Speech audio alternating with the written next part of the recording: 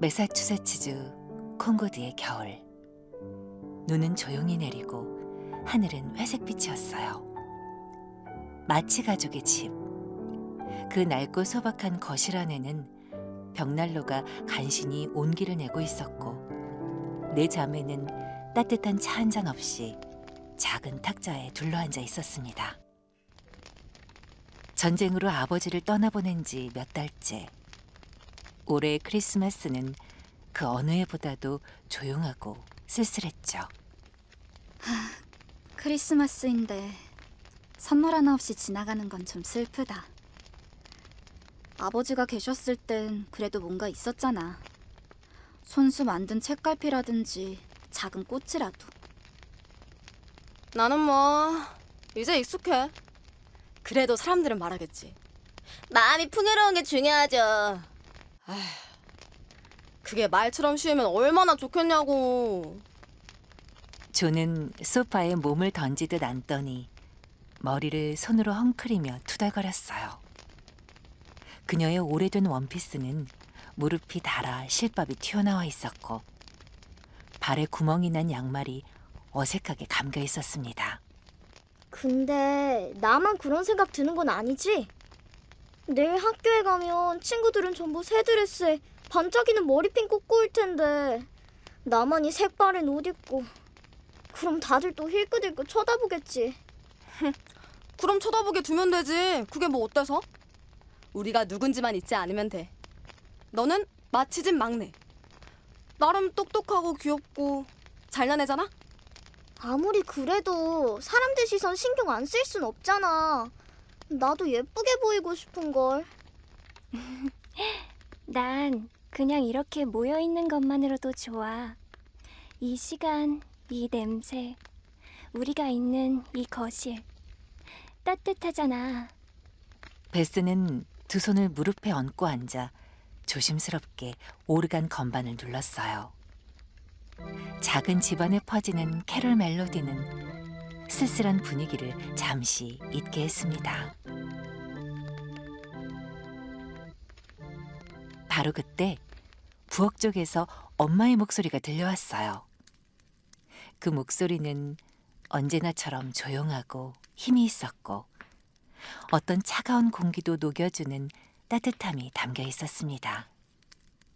얘들아, 거실로 좀 나와볼래? 아침 준비 다 됐단다. 그리고 아빠에게서 편지가 도착했어. 정말요? 뭐라고 쓰셨어요? 무사히 계시대요? 어디서 보내셨어요? 감기라도 걸리신 건 아니죠? 아이들은 작은 식탁 앞에 옹기종기 모였습니다. 엄마는 조심스럽게 봉투를 열고 조용한 목소리로 편지를 읽기 시작했죠. 내용은 짧았지만 거기엔 깊은 사랑과 따뜻한 격려가 담겨 있었습니다. 내 사랑하는 딸들아, 너희가 매일 해주는 기도는 나에게 가장 큰 선물이다. 힘든 전장 속에서도 너희 생각에 웃는다. 기다려다오, 곧 돌아가겠다. 너희 아빠가 이렇게 말씀하셨어. 보고 싶다, 아빠. 그래도 건강하시다니까 다행이야. 그리고 아침 식사 전에 한 가지 더 말할 게 있어. 우리 이웃 험멜 부인 있잖니? 아기들도 아프고 지금은 거의 굶다시피 한데. 오늘 우리가 먹으려고 준비한 이 음식들, 이걸 그 집에 갖다 주면 어때? 괜찮아요. 다 같이 나눠 먹으면 되죠. 그 집 애들 아프다면서요. 물론 해야죠. 그게 진짜 크리스마스니까. 알겠어요. 따뜻한 물이라도 갖다 줄게요. 우리가 가면 그 집 아이들도 조금은 기분이 좋아질 거예요. 그렇게 5 식구는 작은 바구니에 음식을 담고 두툼한 코트를 꺼내 입고 눈이 소복이 내린 골목을 따라 걸었습니다. 조용한 마을, 가난하고 어두운 골목 끝, 험멜 부인의 집. 찬 기운이 집안까지 스며들어 있었고 기침 소리가 곳곳에서 들렸습니다. 조는 무릎을 꿇고 바구니를 내려놓았고 베스는 아기의 이마를 닦아주었습니다. 매그는 부엌에서 죽을 덮이고 에이미는 말없이 물을 떠다 주었죠. 그 집엔 크리스마스 트리도 없고 선물도 없었지만 그날은 오래도록 기억될 선물이 전해졌습니다. 자매들은 그날 작지만 가장 따뜻한 크리스마스를 보냈습니다. 누군가를 위해 손을 내미는 순간이야말로 가장 값진 선물이라는 걸 알게 되었죠.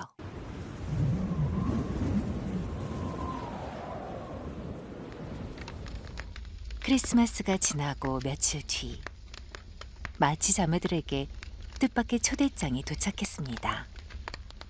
이웃에 사는 부유한 로렌스 가문에서 열리는 작은 무도회였으며 매그와 조가 초대의 주인공이었죠.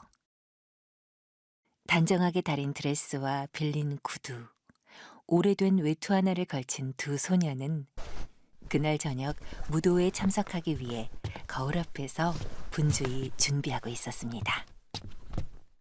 조, 머리 너무 풀어헤치지 말고 살짝 묶어. 지금처럼 흘러내리면 정신 없어 보여. 아, 이 드레스 진짜 나랑 안 어울리는 것 같아. 움직일 때마다 끼적거리는 느낌 너무 싫어. 오늘 하루만 참아. 무도회니까 조금은 우아해 보여도 좋잖아. 그게 나쁘다는 건 아니고 그냥 오늘은 분위기에 어울리게 해보자는 거지. 우아한 거랑 나랑은 원래 안 맞아. 그냥 책이나 들고 가고 싶다. 하지만 조의 말과는 다르게 그녀의 눈빛에는 약간의 기대와 긴장이 섞여 있었어요. 매그는 자신이 가지고 있는 유일한 하얀 리본을 조에게 메어주었고 조는 고맙다는 말 대신 멋쩍은 미소를 지었습니다. 밤이 깊어지자 두 자매는 로렌스 저택으로 향했습니다. 저택 앞 정원에는 가스등이 줄지어 반짝였고 창 너머로 피아노와 웃음소리가 새어나오고 있었어요. 마치양, 어서 오십시오. 안으로 모시겠습니다. 로렌스 저택의 응접실은 마치 다른 세상 같았습니다. 천장에는 크리스탈 샹들리에가 빛나고 있었고 부드러운 카펫 위로 드레스 자락이 사르르 미끄러지고 있었어요. 두 자매는 약간 주눅이 든 채 서로의 손을 꼭 잡고 입장했습니다. 조, 나 저쪽에 아는 친구들 있어. 잠깐만 갔다 올게. 괜찮지? 괜찮아. 나 그냥 이쪽에 앉아 있을게. 매그가 친구들 쪽으로 자리를 옮기자 조는 홀로 벽 쪽의 작은 의자에 조용히 앉았습니다. 조는 다리를 꼬고 두 손을 무릎 위에 가지런히 올려두었지만 손끝이 자꾸 옷자락을 만지작거렸습니다. 사람들 사이에 끼는 것이 익숙하지 않은 그녀는 파티의 화려함보다 오히려 그 소란스러움이 더 부담스러웠죠. 그때 누군가 다가와 조의 앞에 조심스럽게 섰습니다. 그는 검은 수트를 차려입었지만 표정은 무척 수줍었고 말투도 정중했습니다. 조는 고개를 들며 그를 바라보았어요. 저 혹시 많이 불편하신가요? 여기 앉아 계신 거 그냥 조용히 있고 싶으셔서인지 아니면 어쩌다 보니 혼자이신 건지.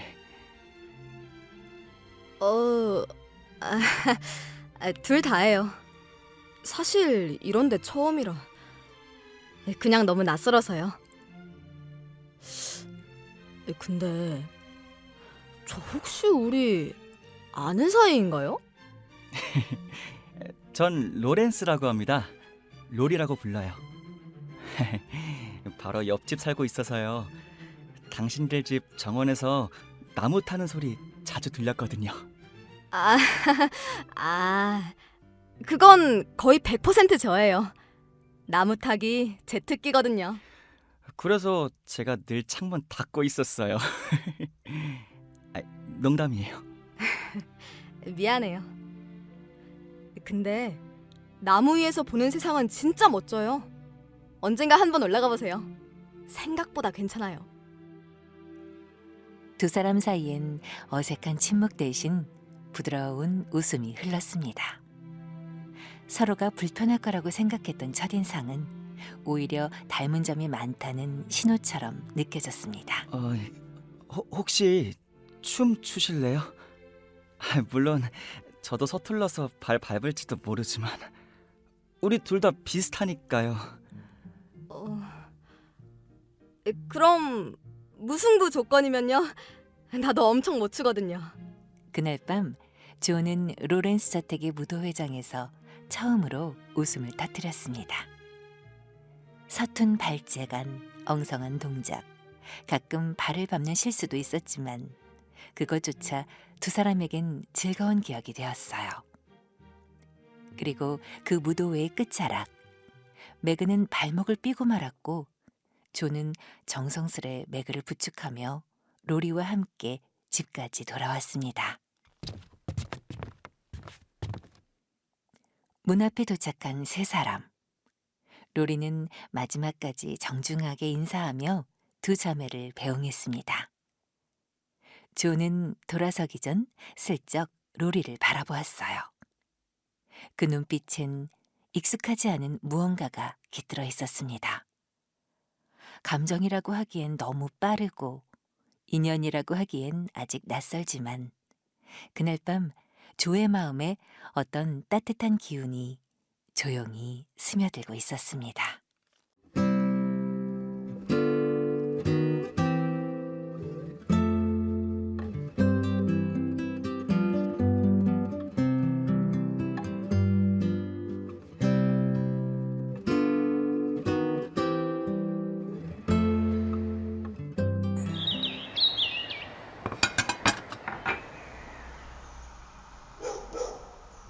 마치집의 어느 화창한 오후, 자매들은 작은 정원 파티를 열었습니다.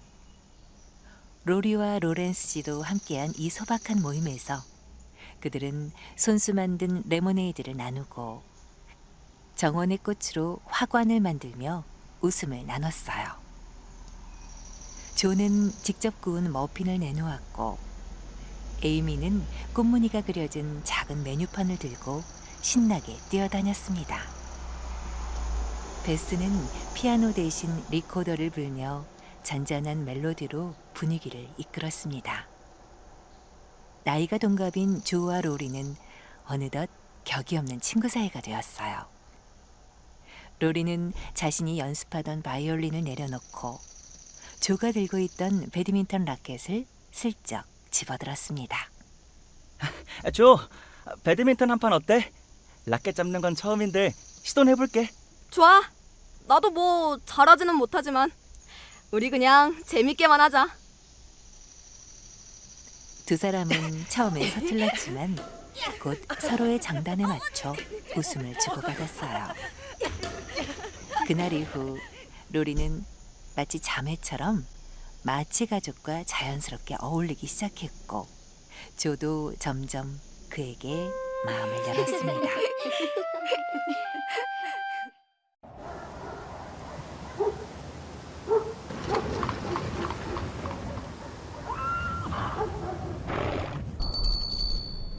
며칠 전까지만 해도 웃음소리로 가득했던 마치집에 갑작스런 비보가 날아들었습니다. 그날 밤은 유독 무거운 공기가 집 전체를 감싸고 있었어요. 엄마는 서둘러 외출복을 챙기고 있었고 자매들은 눈치를 보며 엄마 주변을 맴돌았습니다. 무언가 심상치 않은 일이 벌어졌다는 걸 모두가 느끼고 있었어요. 얘들아, 편지가 왔단다. 아버지가 계신 병원에서 상태가 많이 안 좋으시대. 내가 지금 바로 워싱턴으로 가야겠다. 그럼 어떻게 해요? 엄마 당장 가셔야죠. 그래, 내일 첫 기차를 타야겠어. 지금부터 준비해야 돼. 기차표 있긴 한 거예요? 그 순간 방 안의 공기가 한층 무거워졌습니다. 엄마는 침묵으로 대신했고 조는 옆에 놓인 작은 지갑을 흘깃 쳐다보았습니다. 낡고 얇은 가죽 지갑 안에는 몇 장의 지폐가 전부였어요. 병원비와 기차표를 내기에는 턱없이 부족해 보였습니다. 엄마, 기차표 살 돈은 있는 거예요? 있긴 한데 부족해도 무조건 가야지. 방법을 좀 찾아보면. 엄마는 말을 흐리며 조용히 자리에서 일어났습니다. 그녀의 어깨는 보통 때보다 더 작아 보였어요. 조는 매그의 시선을 느꼈고 베스는 조용히 엄마의 손을 잡고 있었습니다. 에이미는 아무 말 없이 커튼 뒤에 서서 눈을 깜빡였어요.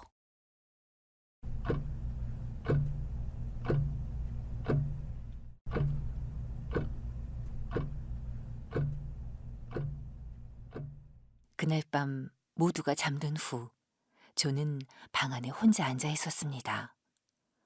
이불을 뒤집어 쓴 채 눈을 감아보려 했지만 머릿속은 복잡했습니다. 엄마는 웃었지만 눈빛이 아니었어. 돈 걱정하고 있어. 아빠가 아프다는데 아무것도 못하고 있는 거 너무 싫어. 그녀는 방 안에 서성이다 거울 앞에 멈춰 섰어요. 거울 속 자신은 평소보다 더 성숙해 보였고 부드럽고 긴 갈색 머리카락은 어깨를 넘어 허리까지 내려와 있었습니다. 그건 조의 자랑이자 유일하게 자신이 아끼는 외모의 일부였습니다. 하지만 지금은 그것조차 사치처럼 느껴졌어요. 내가 할 수 있는 일. 이 머리카락 팔 수는 없을까? 그녀는 서랍을 열고 스카프를 꺼냈습니다. 그리고 말없이 아주 조심스럽게 머리카락을 세 갈래로 닦기 시작했습니다. 손끝이 떨렸지만 눈빛은 더 이상 흔들리지 않았습니다.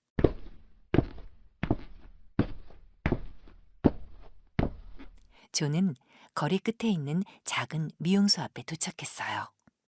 이른 시간이었지만 조를 알아본 미용사는 놀란 눈으로 문을 열었습니다. 아가씨, 이런 새벽에 무슨 일이에요? 머리를 자르려고요. 전부요. 그 대신 돈이 좀 필요해요. 미용사는 조를 안으로 들였습니다. 작은 난로가 켜져 있었지만 방 안은 왠지 싸늘하게 느껴졌어요. 조는 스카프를 벗고 머리핀을 하나하나 풀기 시작했습니다.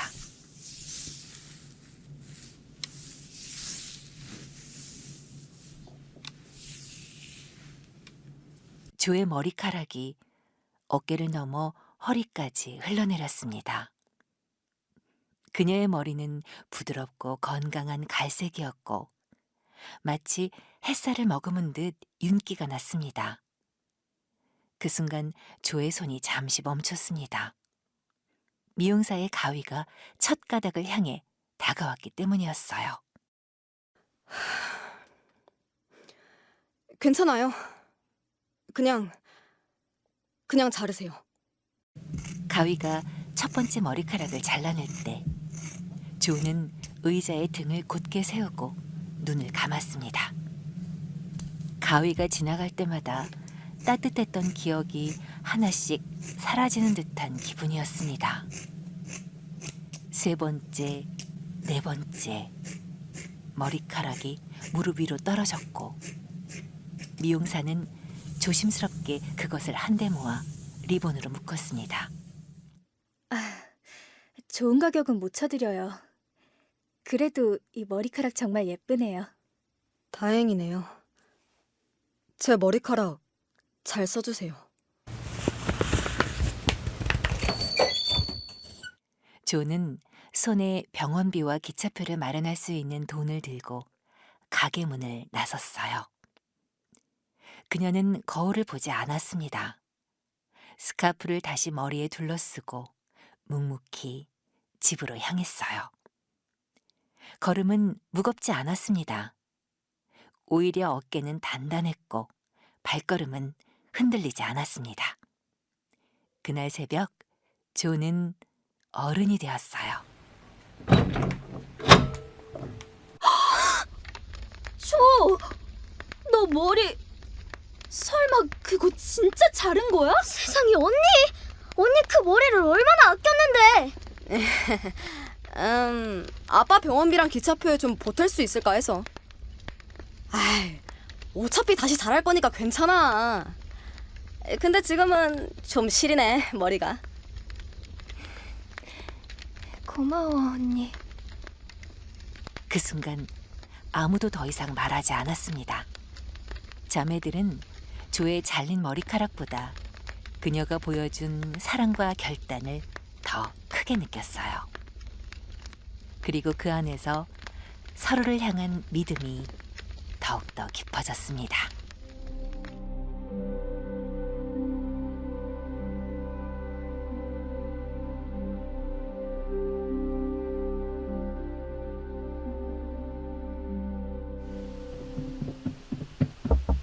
조, 편지 왔어. 기차역에서 받아왔어. 고마워, 로리. 엄마 편지야. 조는 편지를 열었습니다. 엄마는 병상 곁을 지키고 있었고 아버지는 여전히 위중하다는 내용이었어요. 그 글씨는 단정했지만 조의 손은 떨리고 있었어요. 우린 이럴 때 뭘 해야 하지? 기도하자. 그리고 아버지가 낫길 기다리는 거야. 그날 밤 자매들은 거실에 나란히 앉아 조용히 손을 잡았습니다. 불안도 있었고 두려움도 있었지만 그보다 앞선 것은 함께라는 사실이었어요. 조는 여전히 짧아진 머리를 쓰다듬으며 작게 미소 지었습니다. 그녀는 알고 있었어요. 머리는 다시 자랄 것이고 사랑은 지금 자라고 있다고. 조가 자신의 머리카락을 잘라 아버지의 병원비와 기차표를 마련한 이후 마치 가족은 잠시 평화를 되찾은 듯 보였습니다. 엄마는 병상에 계신 아버지를 간호하며 편지를 보내왔고 집안은 조용하지만 따뜻한 분위기로 돌아가고 있었습니다.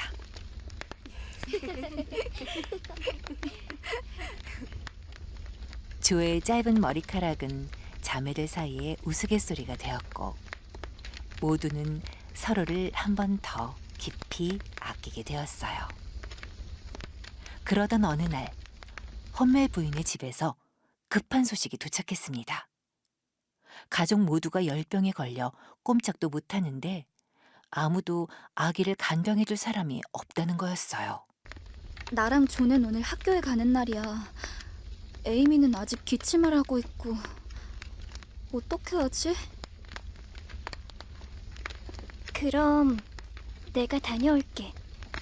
아기 열이 많이 난다는데 그 집엔 지금 아무도 도와줄 사람이 없잖아. 혼자 괜찮겠어? 요즘 그 집 애들 기침 심하다던데. 괜찮아. 잠깐이면 돼.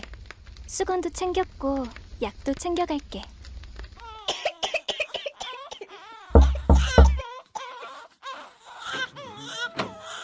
헌멜 부인의 집은 추위와 병으로 가득 차 있었습니다. 곰팡이 냄새와 눅눅한 바닥, 공기조차 무겁게 내려앉아 있었고 아기는 열에 들떠 숨을 헐떡이고 있었습니다. 아기 숨이 너무 가빠요. 이마가 이렇게 뜨거운 건 처음 봐요. 미안하구나, 베스야. 내가 손에 힘이 하나도 없어.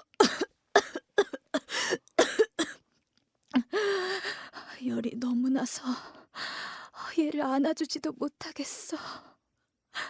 밤새 혼자 울었는데 아무것도 해줄 수가 없어. 괜찮아요, 아주머니. 제가 안을게요. 조금만 같이 있어줄게요. 넌 진짜 착한 아이구나. 다른 애들은 겁난다고 모두 도망쳤는데. 그런데 너는 이렇게 웃으며 우리에게 오다니. 베스는 아기의 작고 뜨거운 손을 꼭 감싸주었습니다.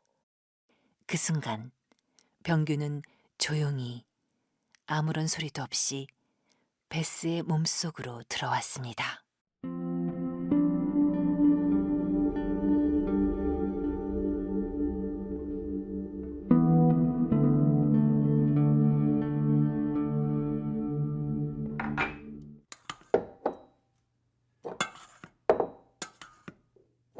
베스? 왜 밥을 안 먹어? 아니, 괜찮아. 그냥 속이 조금 울렁거려서. 조는 이상함을 느꼈습니다. 베스는 평소처럼 말했지만 손끝은 창백했고 숟가락을 제대로 들지 못했습니다. 그녀는 자신이 아픈 것을 숨기려 했지만 조의 눈은 이미 그것을 알아채고 있었습니다.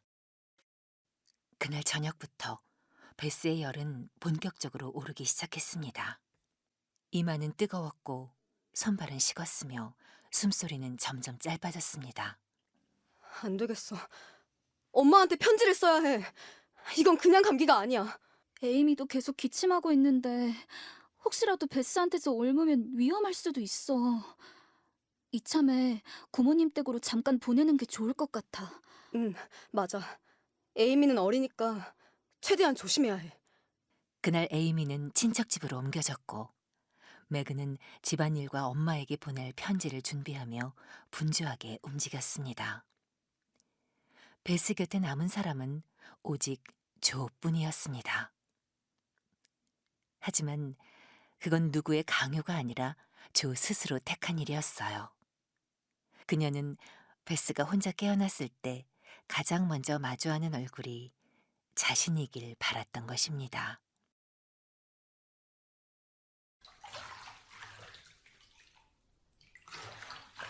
조는 밤낮으로 베스를 간호했어요. 하루 3번 체온을 재고 죽을 끓이며 약을 다렸습니다. 그녀는 손끝 하나까지도 정성스레 움직였고 눈을 뗀 적이 없었어요. 너는 왜 항상 이렇게 조용하고 착하기만 하니?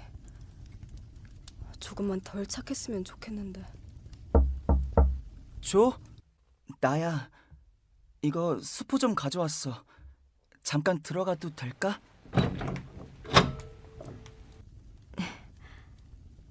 응, 고마워. 베스는 지금 잠들었어. 요즘엔 그때보다 숨소리가 조금 길어졌어. 나 네가 걱정돼. 너 혼자 다 안고 있으니까. 넌 누구보다 강한데 그래서 더 걱정돼. 가끔 너무 조용한 게 무서워. 숨 쉬는지 확인하려고 계속 귀 기울이게 돼. 그날 밤 조는 처음으로 로리 앞에서 마음을 열었습니다. 그리고 로리는 말없이 조 옆에 앉아 함께 침묵을 지켰습니다.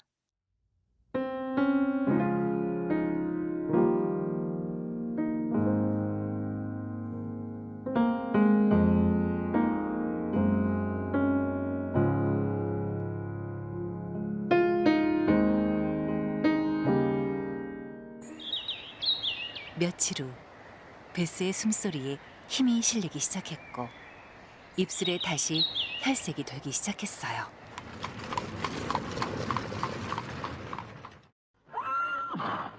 그리고 그날 오후 엄마가 돌아왔습니다. 조는 말없이 엄마 품에 안겨 오랜만에 어린아이처럼 울음을 터뜨렸습니다. 우리 딸 정말 잘했구나. 이 집을 지켜줘서 고마워. 베스를 살려줘서 정말 고마워. 그날 밤 마치 가족은 다시 식탁에 둘러앉았습니다. 매그는 조용히 손을 모았고 에이미는 엄마 옆에서 식사를 거들었습니다. 조는 베스의 손을 잡은 채 작게 속삭였어요. 다시 이렇게 손잡을 수 있어서 너무 좋아. 그 순간 아무 말 없이 마주보는 가족의 눈빛은 말보다 깊었습니다. 세상이 줄 수 없는 가장 소중한 선물은 결국 함께 이겨낸 시간 속에서 피어나는 사랑이었습니다. 그러나 베스는 다행히 목숨은 건졌지만 체력은 이전처럼 돌아오지 않았어요. 걸음은 짧아졌고 숨이 잦아졌으며 말수도 점점 줄어들게 되었죠.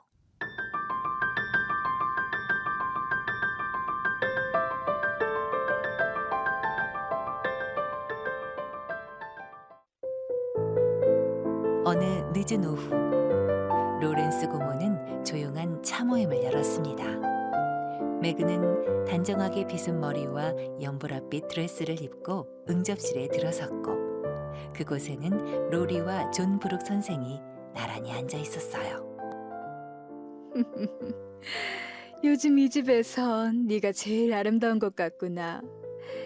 이제 매그도 진짜 숙녀가 다 됐네. 초대해 주셔서 감사해요. 차 향이 정말 좋은데요, 고모? 존 브룩은 매그에게 시선을 돌렸어요.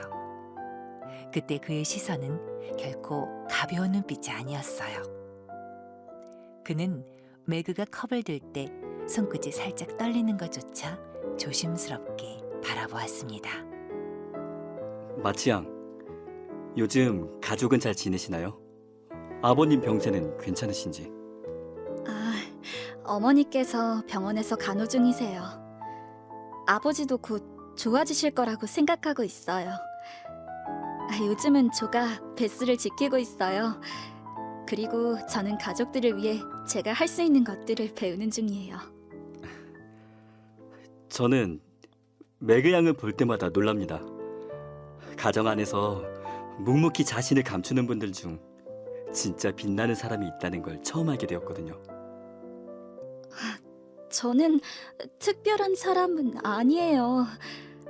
그냥 제가 있어야 할 자리에 있을 뿐인걸요. 그날 매그는 처음으로 누군가의 시선이 치장된 외모가 아니라 자신의 태도와 마음을 향하고 있다는 것을 느꼈습니다. 그는 소란스럽게 감정을 드러내지 않았고 오히려 조심스럽게 천천히 다가왔습니다. 매그는 마음속에서 작게 무너지는 무언가를 느꼈습니다. 그것은 두려움이 아니라 고요한 기쁨이었습니다.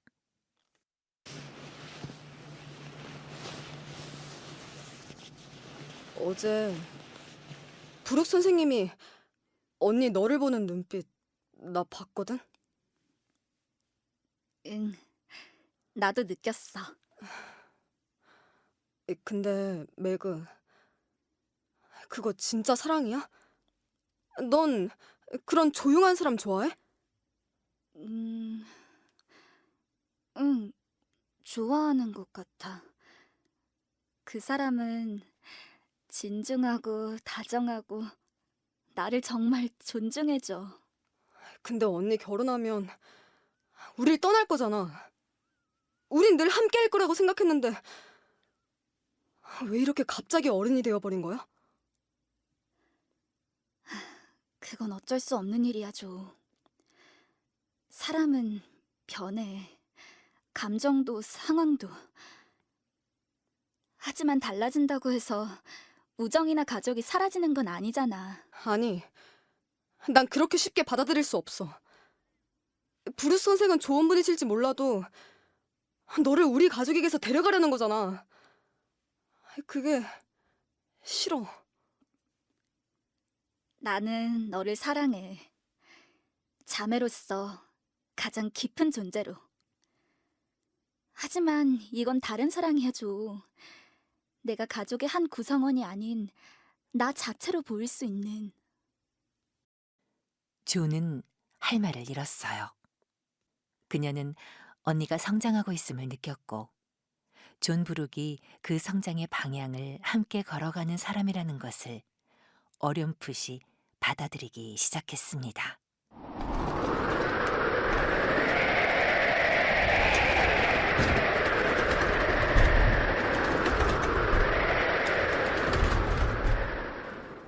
존은 방으로 돌아와 혼자 앉아 있었습니다. 언니의 결정이 이해되지 않았고 처음으로 가족과 나 사이에 균열이 생겼다는 것을 실감하고 있었습니다. 난 왜 이게 이렇게 슬프지? 누군가를 사랑하는 게 왜 우리를 멀어지게 만드는 걸까? 존은 자신이 질투를 하는 건 아닌지 외로움 때문인 건지 혼란스러웠습니다. 그녀는 결혼이라는 단어가 불러오는 이별과 책임을 받아들이기엔 아직 준비되지 않았던 것입니다.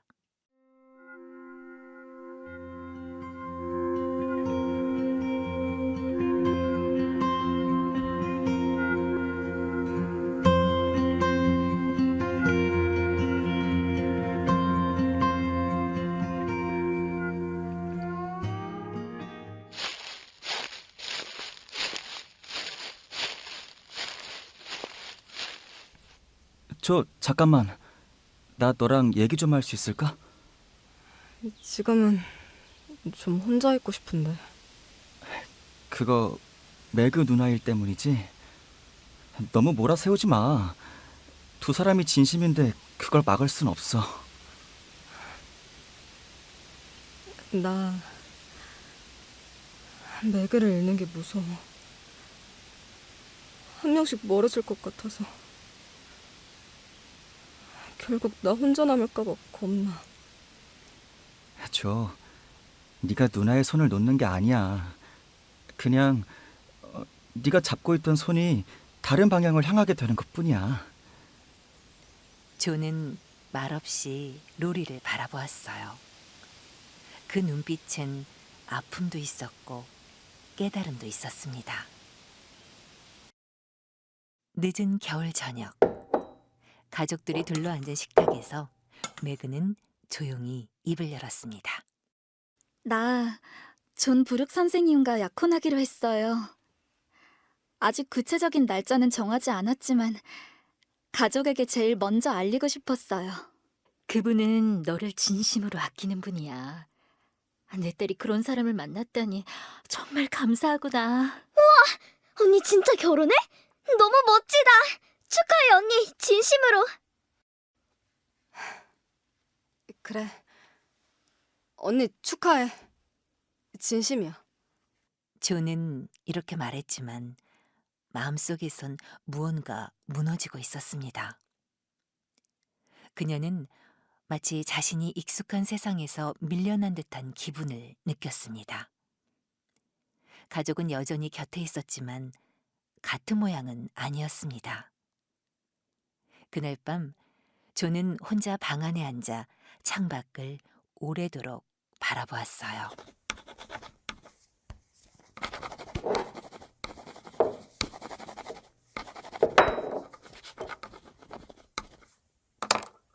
그녀는 느꼈어요. 세상은 조용히, 그러나 분명히 자신을 향해 등을 돌리고 있다는 것을. 언니도 결국 떠나는구나. 가족이라는 건 영원히 함께 있는 게 아니었어. 서로 다른 곳을 향해 걷게 되는 거였어. 어릴 적부터 존은 우리 넷은 하나라는 생각으로 살아왔습니다. 그 믿음이 깨진 지금, 존은 자신이 어른이 되어야만 한다는 사실을 처음으로 인정해야만 했습니다.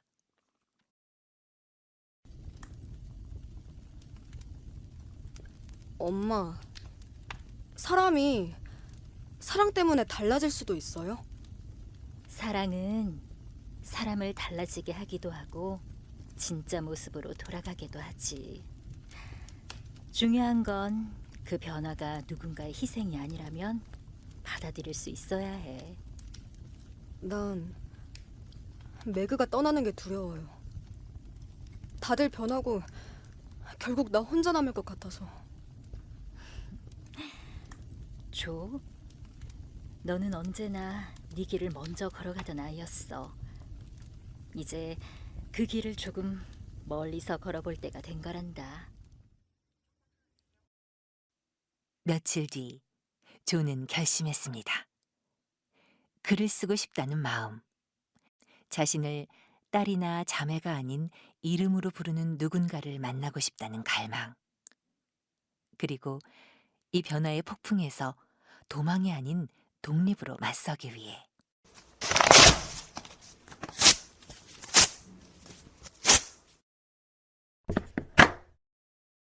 이제 나만의 삶을 시작해야 해. 사랑도 변화도. 두렵지만 마주할 수 있어야 해. 나는 도망치는 게 아니라 걸어가는 거야.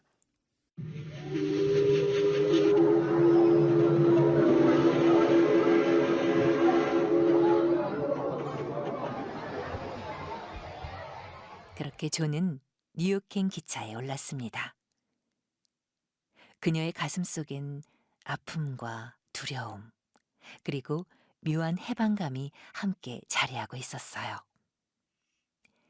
성장의 길은 외롭지만 누구도 대신 걸어줄 수 없기에 더욱 값진 것이었습니다.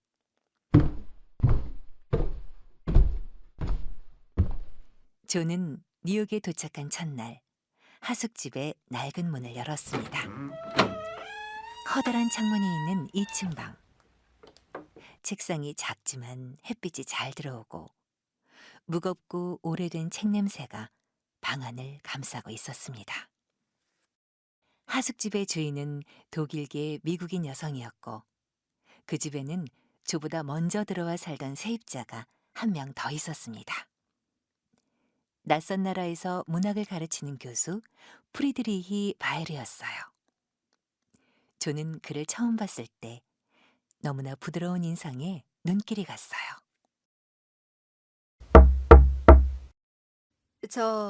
안녕하세요.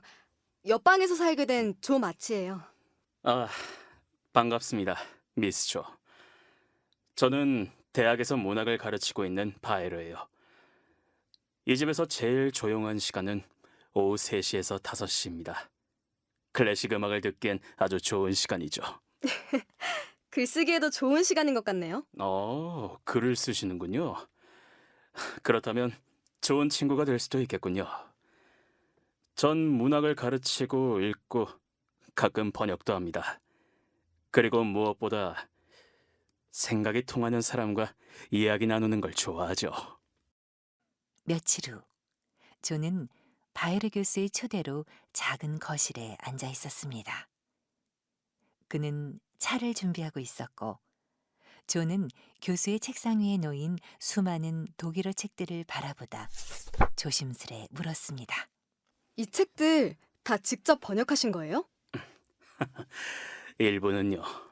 사실 언어는 사람과 닮아 있습니다.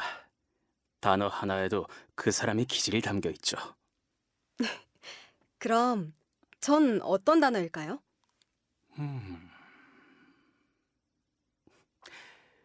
당신은 fever, 불입니다. 작지만 절대 꺼지지 않는 불꽃. 조는 순간 당황했지만 어쩐지 그 말이 마음에 들었습니다. 그의 눈빛엔 어떤 판단도 기대도 없었습니다. 그는 조를 작은 아씨가 아닌 하나의 작가로서 대하고 있었습니다. 그들은 종종 우연히 마주쳤어요. 책방 앞, 공원 벤치에서, 혹은 같은 하숙집의 계단 위에서. 미스 조? 요즘은 어떤 글을 쓰고 있어요? 솔직히 마음에 안 드는 글이요. 출판사가 원하는 건 감상적이고 뻔한 이야기들이거든요. 하지만 그걸 써야 제 원고료가 나와요. 돈도 중요하지만 글은 당신이 무엇을 믿는지를 보여주는 거라고 생각합니다. 당신의 글에서 당신이 보였으면 좋겠어요. 뉴욕에서의 삶은 조에게 새로운 세계를 보여주었지만 그곳의 외로움은 글보다 먼저 마음을 파고들었습니다. 날씨는 추워졌고 출판사에서 돌아오는 원고는 점점 적어졌습니다. 바이르 교수와의 만남은 따뜻했지만 그 이상의 관계로 나아가지는 못했습니다. 그러던 어느 날 마치 부인의 편지가 도착했어요. 베스가 다시 기운이 없어 보여. 네가 있으면 좋겠구나. 조는 주저하지 않았습니다. 매그는 결혼 준비로 바빴고 에이미는 유럽에 있었으며 가족 중 누군가가 베스의 곁을 지켜야 했습니다. 그리고 무엇보다 조는 알고 있었어요. 자신의 자리는 지금은 집이라는 것을. 봄이 오기 전 조는 잠시 집으로 돌아왔습니다. 베스의 병세가 걱정되었고 무엇보다 그리움이 조용히 그녀의 등을 떠밀었습니다.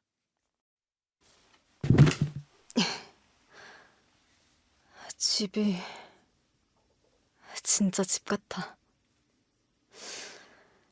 익숙한 냄새, 익숙한 얼굴들. 그러나 모든 것이 완전히 같은 모습은 아니었어요. 매그는 어느새 존 브룩과 미래의 살림을 상상하고 있었고 에이미는 유럽에서 유학 중이었으며 베스는 여전히 미소 짓고 있었지만 얼굴은 한층 창백했습니다.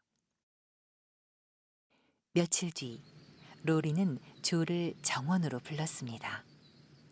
꽃이 피기 시작하는 날 오래된 벤치 위에서 로리는 조용히 그러나 오랜 시간 품어온 감정을 꺼냈습니다.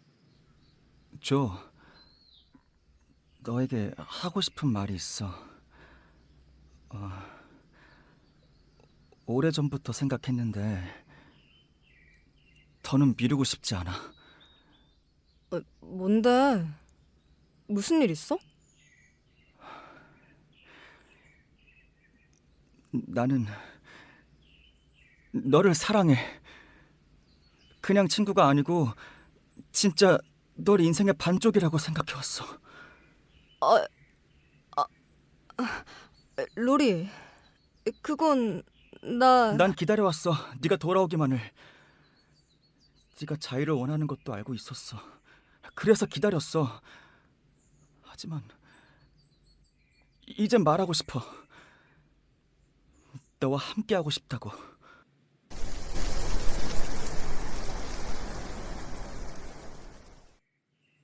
조는 말을 잃었습니다. 그녀도 로리를 사랑했어요. 하지만 그것은 다른 이름의 사랑이었습니다. 의지와 우정, 동지에 가까운 사랑이었지 연인이 되는 사랑은 아니었습니다. 로리, 넌 내게 세상 누구보다 소중한 사람이야. 하지만 그 감정은 너와 같지 않아. 왜? 너한텐 모든 걸 줄 수 있어.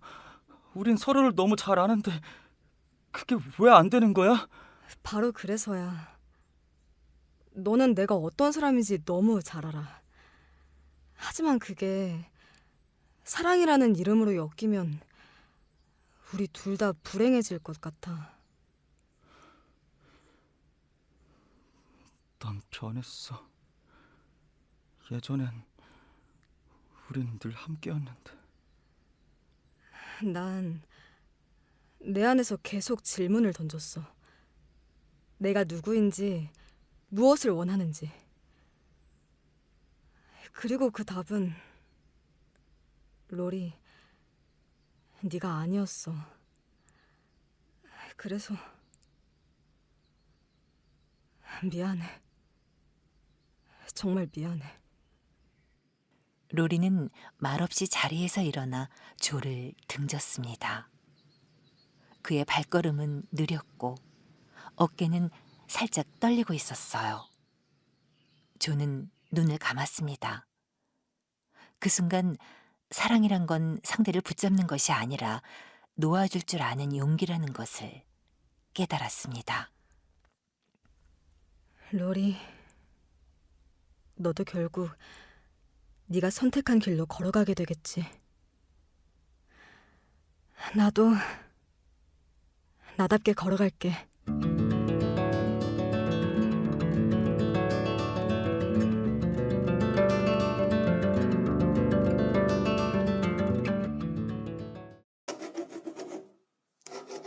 내가 사랑하는 사람들. 매그는 가정을 이루려 하고 에이미는 예술을 찾아 떠나고 로리는 나를 사랑했지만 나는 그 마음을 담아줄 수 없었고 베스는 여전히 조용히 내 곁에 있네. 이제 나는 진짜 혼자야. 하지만 그 외로움 속에서 내가 진짜 나를 마주하고 있어.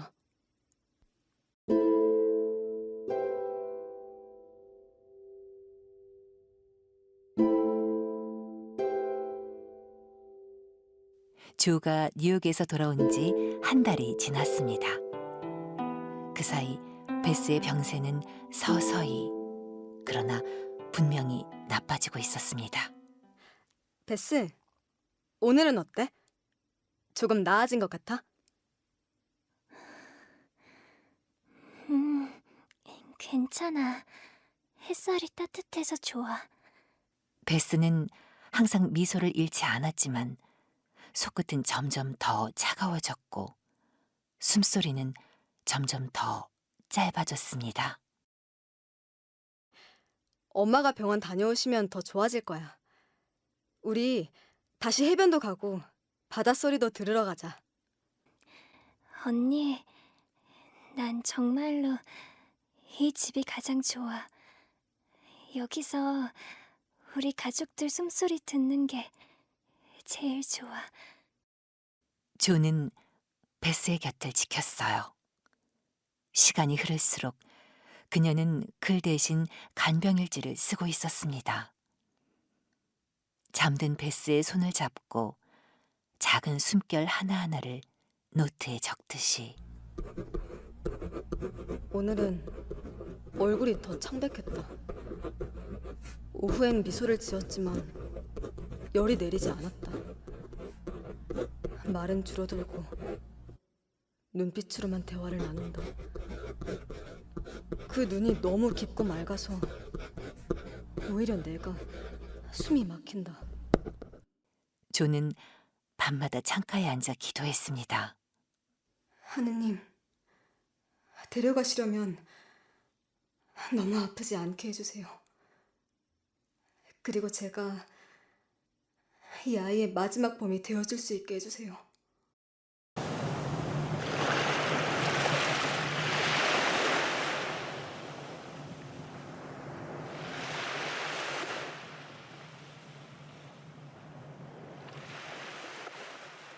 어느 날 조는 조용히 휠체어를 끌고 바닷가로 향했습니다.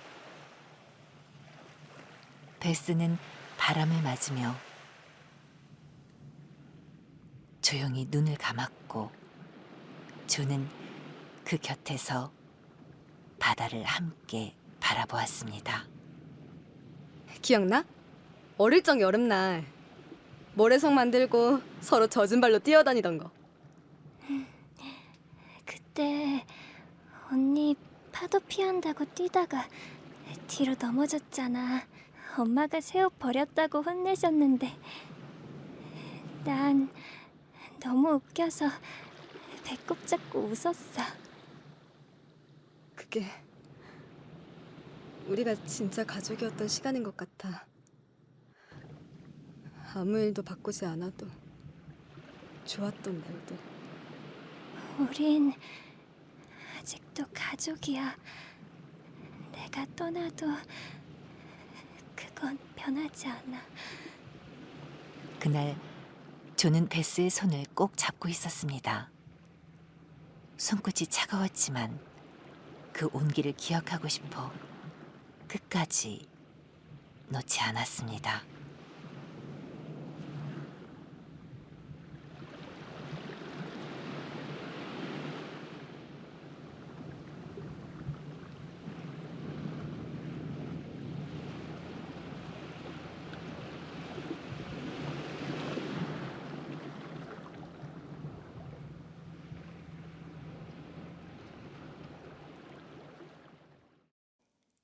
며칠 후 베스는 조용히 눈을 감았습니다.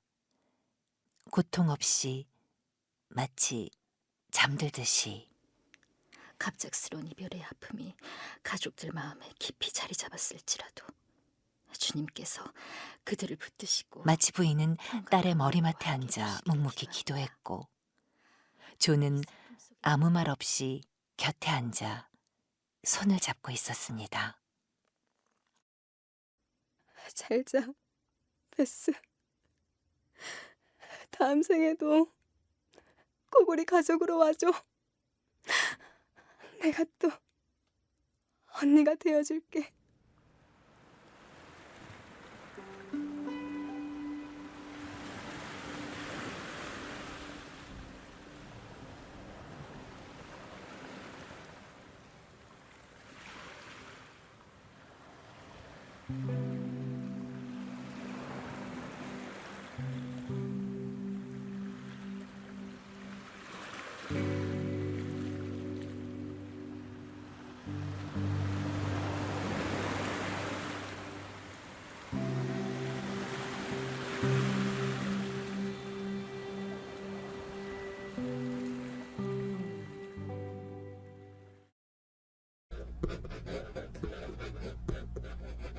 며칠 뒤 조는 글을 쓰기 시작했습니다. 이번엔 상상 속 이야기가 아니라 그녀가 겪은 진짜 사랑과 이별에 관한 이야기였습니다. 조용하고 부드러운 영혼 하나가 세상의 소란 속에 조용히 빛났다가 아무도 모르게 사라졌다. 그러나 그 빛은 남은 이들의 마음을 평생 비춰줄 것이다. 베스가 세상을 떠난 뒤 집안은 말로 표현할 수 없는 정적에 잠겼습니다. 조는 오랫동안 베스의 방에서 나올 수 없었어요. 그녀의 노트, 그녀가 남긴 피아노 악보, 창가에 놓인 작은 꽃병, 모든 것이 여전히 그 자리에 있었지만 그녀는 없었습니다. 조는 매일 그 방에 앉아 말을 잃은 채 베스의 부재를 가만히 받아들이려 애썼습니다. 글을 쓰려 펜을 들면 눈물이 떨어졌고, 한 줄도 쓰지 못한 채 원고지는 그대로 접혀졌습니다.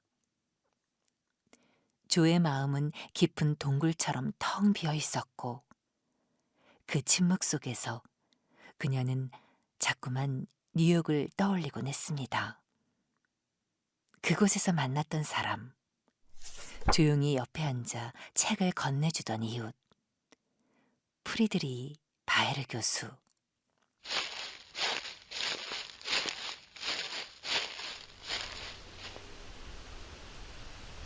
베스가 떠난 뒤 몇 달 후, 조는 여전히 글을 쓰지 못하고 있었고, 마음속의 공허는 쉽게 채워지지 않던 어느 날, 나디금 목소리가 집 앞에서 들려왔습니다.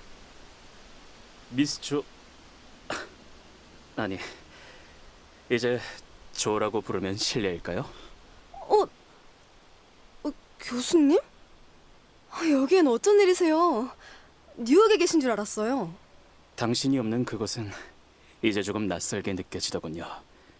그리고 당신이 보내온 마지막 편지에 마음이 머물러 있었어요. 전 요즘은 아무것도 쓰지 못했어요. 그냥 멈춘 것 같아요. 멈춘다는 건 그만두는 것과는 다릅니다. 잠시 숨 고르기를 할 뿐이죠. 그날 저녁, 그들은 조용히 마주 앉아 차를 마셨습니다. 말은 많지 않았지만 조는 그와의 침묵 속에서 위로를 느꼈습니다. 저 예전에는 결혼 같은 거 생각도 안 했어요. 그런 건 나랑 안 어울린다고 생각했거든요. 사랑은 꼭 울리는 종이 아니라 조용한 숨처럼 곁에 머무는 걸지도 모릅니다. 당신과 함께하면 다 괜찮아질 수 있을 것 같아요. 그날 밤 조는 다시 펜을 들었습니다. 이번에는 원고료를 위한 글이 아니라 진짜 자신이 쓰고 싶었던 이야기를 적어 내려갔습니다. 그녀는 베스를 기억했고 매그의 결혼을 떠올렸으며 에이미와 로리를 마음속으로 조용히 응원했습니다. 이건 내 자매의 이야기야. 그리고 우리가 어떻게 어른이 되어가는지에 대한 이야기. 작지만 소중한 것들을 지켜가며 살아가는 사람들의 이야기. 이 이야기가 누군가의 마음을 따뜻하게 해줄 수 있다면 그걸로 충분해. 이제 조는 글 속에서, 삶 속에서, 그리고 사랑 속에서 영원히 함께할 것입니다.